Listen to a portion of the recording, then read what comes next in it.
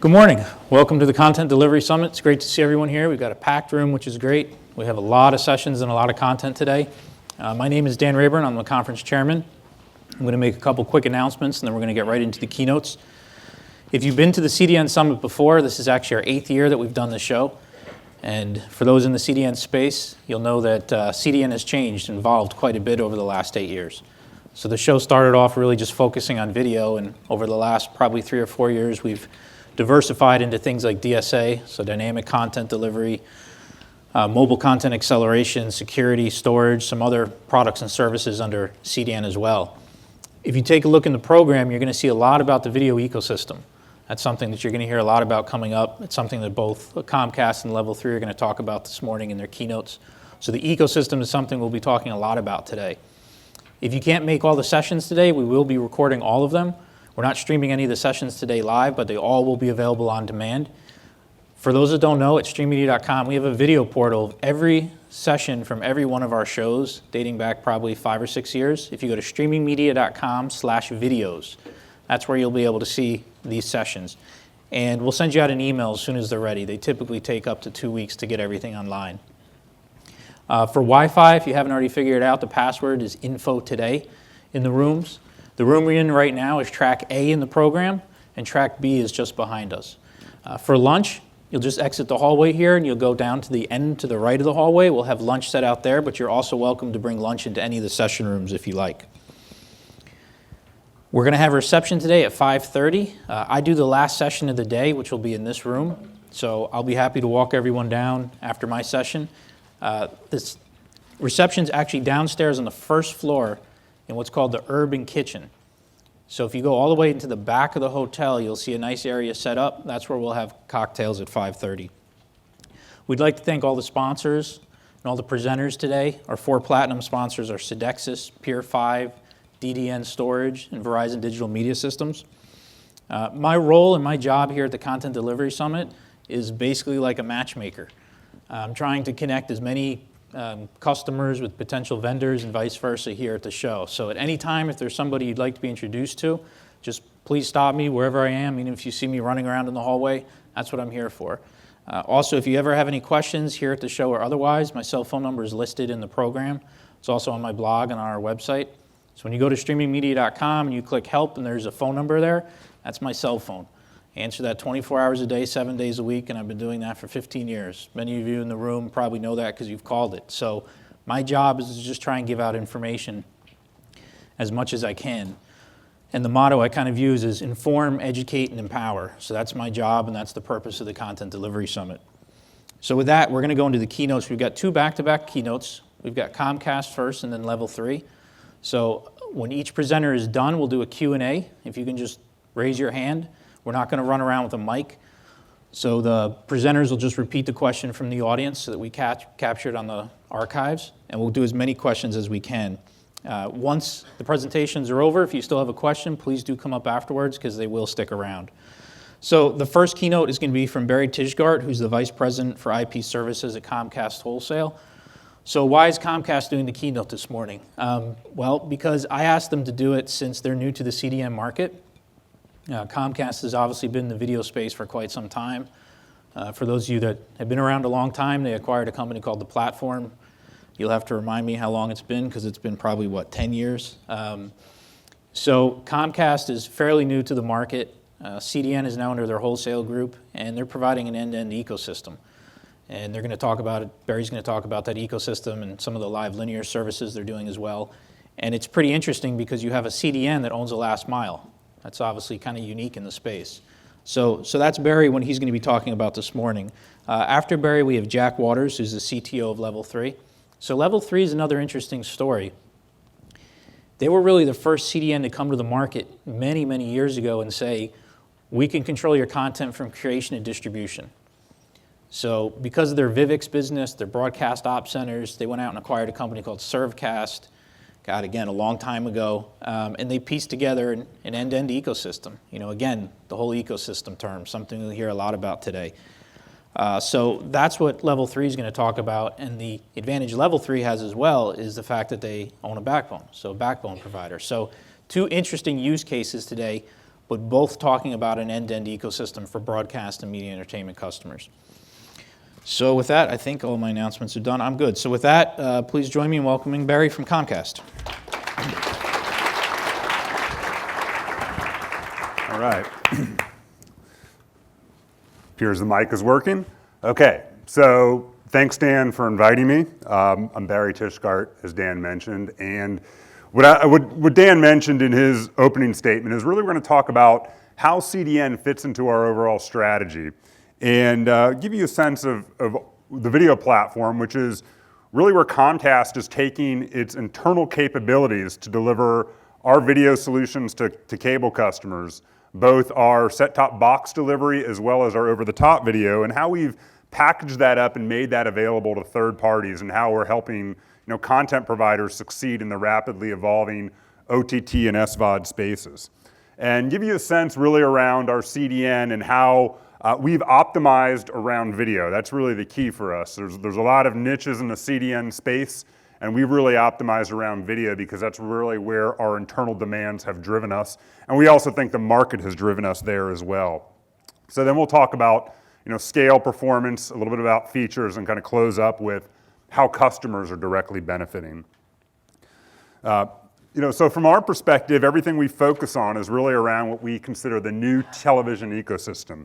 TV is evolving. We can quote all kinds of stats and facts. I think we have SVOD views up about 56% year over year. We have live TV viewing online up over 120% year over year. So as consumers are demanding content everywhere, it presents a challenge for the content creators, the broadcasters, and the programmers to meet the demands. And we feel like as a technology provider, Comcast could really step in there and offer some key solutions. So we think, as our customers, we hear speed to market. They have to try a lot of new ideas to figure out which one succeeds. Subscription models, ad monetized models, what kind of app, the look and feel. So what we tried to build our platform around is getting people to market quickly and having a lot of great monetization options that allow them to adapt their business models if something changes or they find one thing works and one thing doesn't. Reach broad audiences is also key because mobile viewing is up tremendously. That represents a huge part of how content providers plan to monetize their assets, reaching people on multiple screens and making those transitions in the videos so they look seamless across devices, Apple, Android, large screen, small screen. It's a real challenge out there. So I think where we come from, and it's Level 3 has some similar technologies, but where we're really trying to come from is to unify the broadcast and digital ecosystems to create these solutions that power the new television experience. Yes, we have some customers who are primarily these MCNs who've started online and grown online, but we also work with many of the top cable companies and many of the top broadcasters. So they have this challenge of bringing their legacy environment into the new TV ecosystem. So the video platform from Comcast is really our portfolio that addresses the challenges of multi-screen viewing and helps customers simplify complex workflows.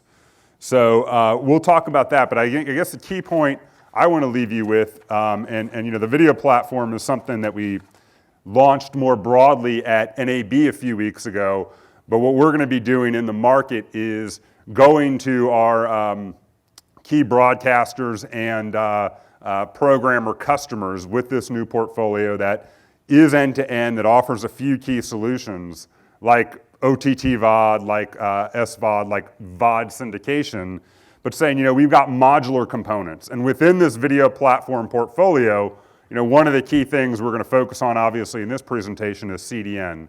And CDN is incredibly important because it basically powers everything that we do. So the video platform itself, and this is a bit of a hard diagram to see, but it really represents a new product portfolio approach for us. It's a comprehensive set of technology capabilities that enable content providers and content owners to realize end-to-end solutions as well as point solutions. So yes, we have many customers who just buy CDN or who just buy VOD delivery to set-top boxes. but we do have a capability that can power the whole video ecosystem end to end. And what's nice about this is it's all built on the proven OTT infrastructure that Comcast has built and developed itself to power things like the X1 platform. So going, as I mentioned, we're going to take a little bit more of a deep dive into the Comcast CDN today. And I know, for being here for a handful of the 8 years that Dan has run this conference, operator CDNs have been a topic for many years. There was large telcos who've invested literally hundreds of millions of dollars into their own CDN capabilities, and some of those haven't worked out so well. And some of those companies have had to shift direction. And then we've seen similar occurrences across Europe with many large telcos trying to invest in CDN. And so I hope to give you a sense of why our approach is a little different. I don't necessarily consider it as much of an operator CDN because it's used for so many other applications than just Comcast trying to sell it to a third party. It's really optimized to power our whole video ecosystem. And I think we've been successful so far in our year or so in market and having other companies adopt our platform, and we'll talk about why that is. So within, what I mentioned within the video platform, direct-to-consumer VOD, syndicated VOD, over-the-top streaming, over-the-top live TV. These are the emerging opportunities and solutions we see that we power end-to-end, but also some of the key point solutions within there are our online video platform, which, as Dan mentioned, is from the platform. It's a capability called MPX, but it's really a really robust OVP that most of the large broadcasters and programmers use today. Our live linear streaming and then Comcast CDN. So, that was really just to give you a sense that CDN is a key component of our technology stack, the video platform. But let's really dive into CDN itself. For us, CDN is really purpose-built and optimized around video and large file delivery. I mean, again, the reason we invested in CDN and built this from the ground up was to power 25 million cable subscriptions and the services that go around it. So our leading X1 platform that delivers to set-top boxes, and our Xfinity TV Go services, which is our TV Everywhere service. So from there, obviously the industry's talking about going to an all IPTV enabled technology stack, and so our CDN is really powered to enable that, and we're in the process of moving to all IPTV today. The platform is designed to deliver terabits of capacity, so it's really built at scale. That's another key message for us, and it's broadly deployed. So we have various facilities within regions that are outside of the major peering locations where we've placed these servers. It's compatible with multi-CDN models, and we'll touch on this a little later in the presentation, because we think that's a really big deal for programmers, and we see a lot more activity of customers moving into multi-CDN environments. And then we'll hit on the idea that it's built on an open standard stack, which is also unique. Yes, it's built from servers like most CDNs are, but the software isn't a proprietary, it's actually open sourced, and we get a lot of developments and updates from the community, which make it a really collaborative approach. So some of the key features that we talk about within our CDN, you'll notice are also very much on the video stack focused trajectory. So things like origin, and this isn't a full list of features, but I guess I wanted to just highlight a few to indicate what we're doing around CDN and video. So our origin shield, which is really included with it's built into the pricing. It's a great way to offload origin and push that to some of the mid-tier caches where we have a lot of storage capability. So we price that way just to include things like this to make it easier for video delivery. Multi-CDN friendly, we'll talk about that, and security. Content owners want to secure their content, and so we've really enabled DNSSEC and tokenized URL to get away from having to place cookies in the browser and handle security that way. So we've really tried to optimize our security features for video. Everything we're doing is IPv6 enabled. As you know, Comcast is a huge proponent of IPv6. And because we're really talking about multi-screen viewing and the proliferation of devices and viewing video on so many devices, IP6 is hugely important. IPv6 is incredibly important because really that's going to be the enabler for so many new devices and as we run out of IPv4 space. So if you're watching from any device, mobile, whatnot, you should be able to receive a great experience.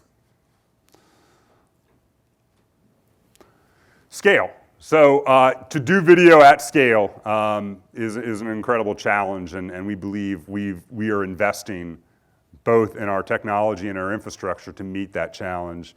One stat from ComScore, it would be like 90 million people viewing over 1 billion videos today. So the daily video views well over 1 billion and growing from an increasing number of consumers. It will put a strain on internet infrastructure. And you got to have the servers, the databases, the repeatability in your systems and hardened operations.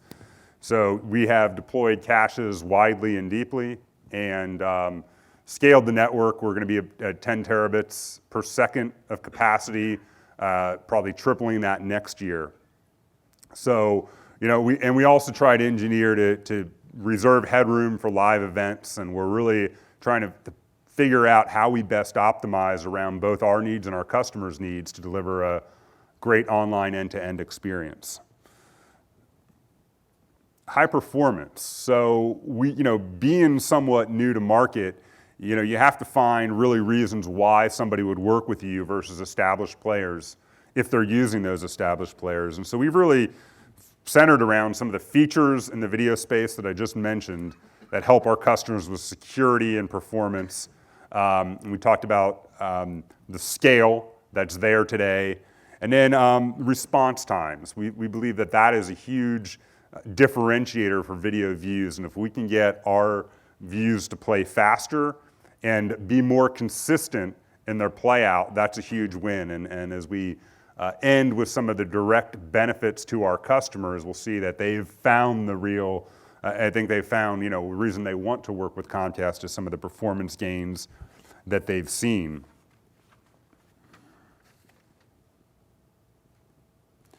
So as an example of this, this chart shows response times of Comcast compared to other large media-focused CDNs. And with Comcast being at the bottom line, being lower is actually good on this chart. We see the best continual performance as well as the least variability on average in response time. The ecosystem is evolving. There's obviously a predictive pattern in VOD viewing where you can see these evening peaks and see peaks on sometimes Saturday and Sunday nights when people are heavily using their VOD services. But what we've also noticed, especially this year, is live events tend to change that mix. So even, we saw this with the NFL game that was streamed from London on a Sunday morning, which is not traditionally peak time.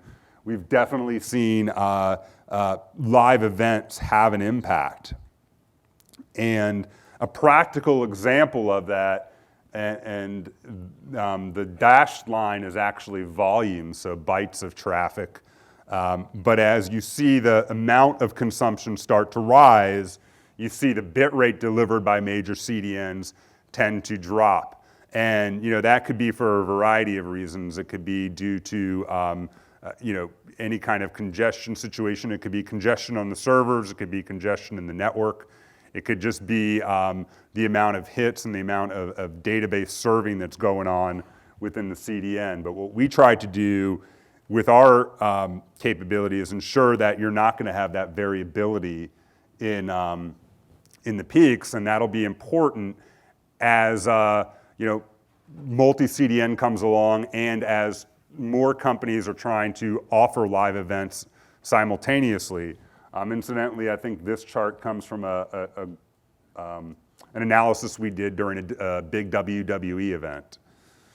So it wasn't even a large thing like an NFL game. It was a fairly niche content, but as you know, WWE has a huge following on the internet. So this ties really into multi-CDN. So multi-CDN is something that we've been a huge proponent of.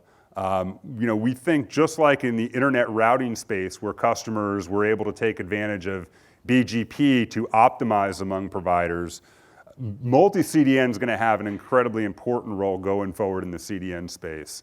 Many large content providers are already taking advantage of it, and it helps them with more competitive rates, more competitive solutions, and it also helps them offload origin, so lowers some of the origin costs for transport and storage. But the customer benefit, the end user benefit, should be faster start times and less rebuffering, and ultimately higher bit rates. Because if you think of each CDN having some fairly fixed capacities, and obviously CDNs are serving multiple customers at once. So as one customer of many, hard to know what's dedicated to you and what experience you're going to get when other customers are doing unknown things at the same time.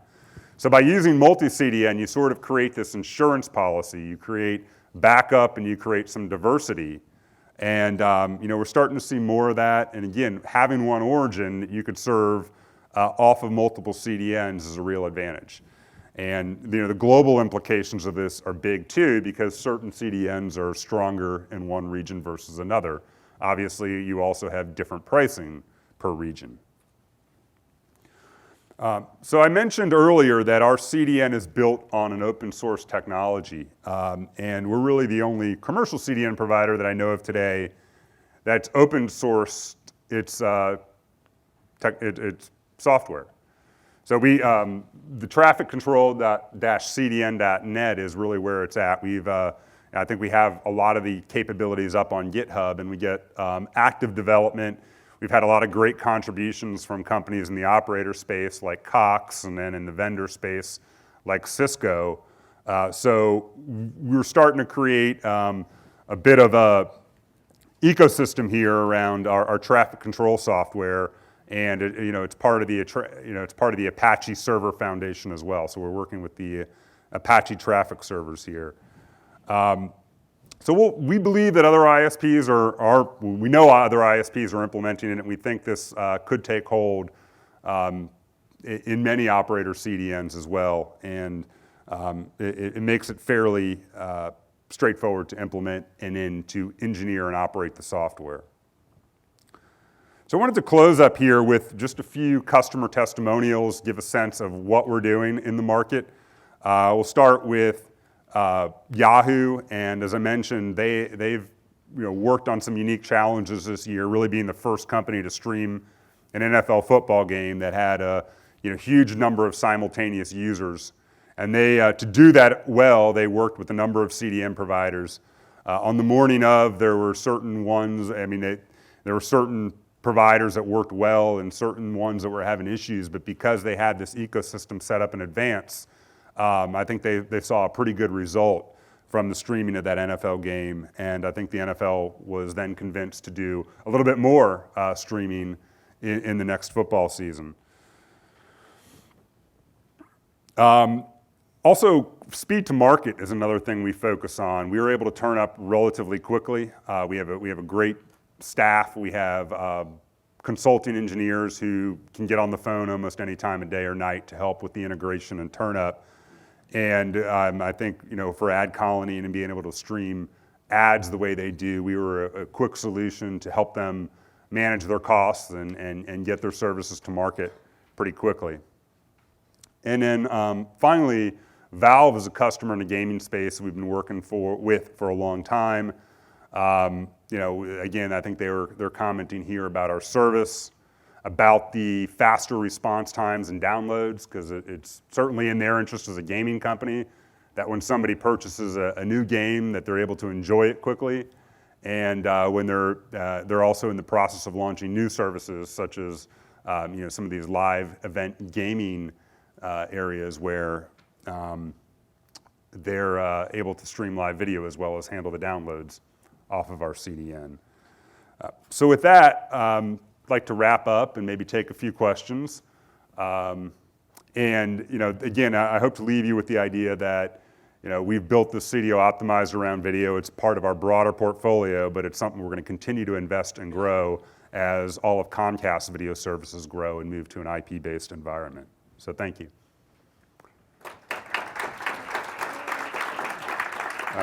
Dan says I have time for a couple questions before we invite Jack up. Yeah. Anybody?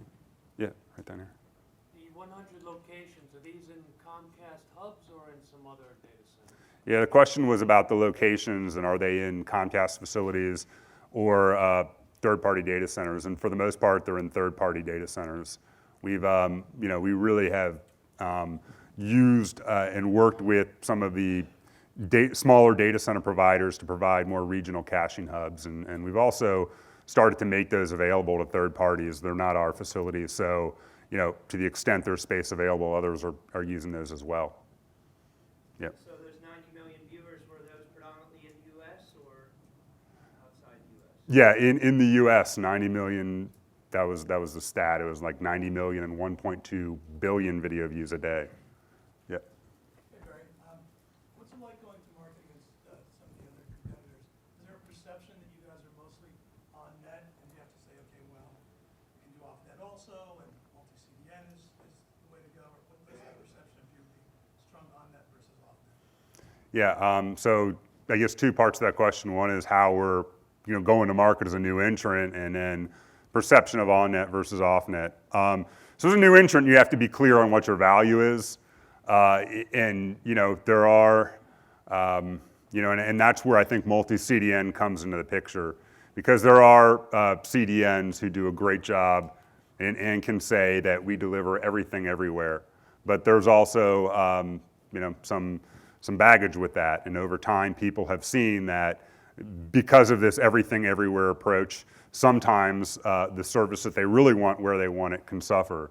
So we try to make it very clear that our value proposition is very strong in the US, okay? And we need to be clear with our customers with that. And we have great fast response times, not only to Comcast, but to other networks too. And so, it's really a prove it kind of sales cycle. And that's what we have to do to win. And a lot of trials, a lot of data, but we've had good success with it. Okay, so I think we're going to have to switch over to Jack. I'll be here to answer other questions throughout the day. And thank you very much for your time this morning. I'm turning it over to Jack Waters, CTO of Level 3.